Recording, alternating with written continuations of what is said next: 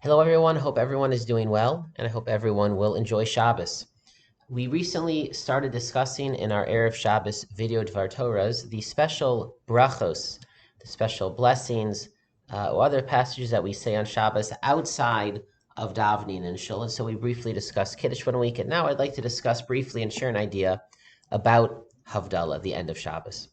Havdalah is one of the most beautiful brachos and practices that we have. We say a bracha over a cup of wine.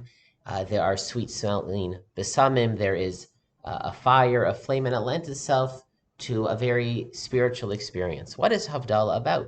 On the one hand, Havdalah is when we say goodbye to Shabbos and mark the end of the day.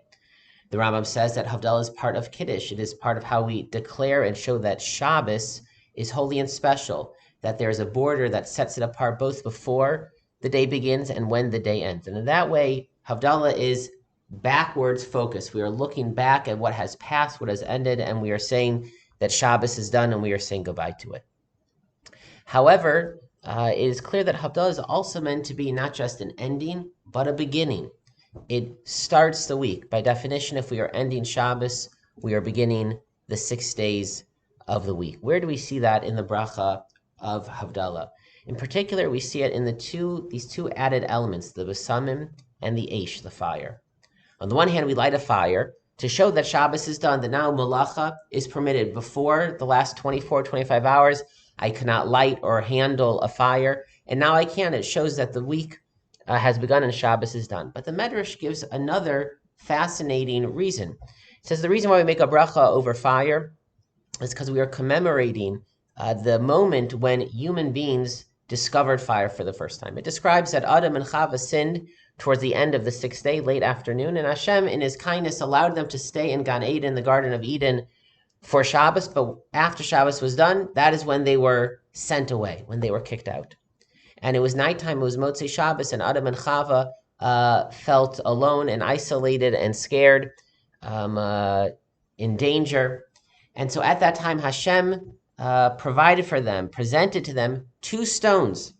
And from those 2 stones, Adam and Chava figured out how to strike them one against the other and to create fire. And now they had light, and it was not dark, and they felt more safe. And they realized that they would be able to master the world around them, that they were not unable to conquer and to create the natural world outside of the Garden of Eden. And so the commemoration of fire, it's not just about fire per se, but it's remembering the first time that human beings showed that they had, again, a mastery of the world, that they could be creative, that they could build and not be scared of the world, to be powerful, to be strong, and to do it with Hashem's help. Hashem provided them the rocks as if to say, listen, you're no longer in the Garden of Eden. I'm not going to feed you directly, but I'll provide you the stones. I'll provide you the tools. I'll provide you the wisdom and the understanding to be able to do it, and then you'll be able to do it on your own.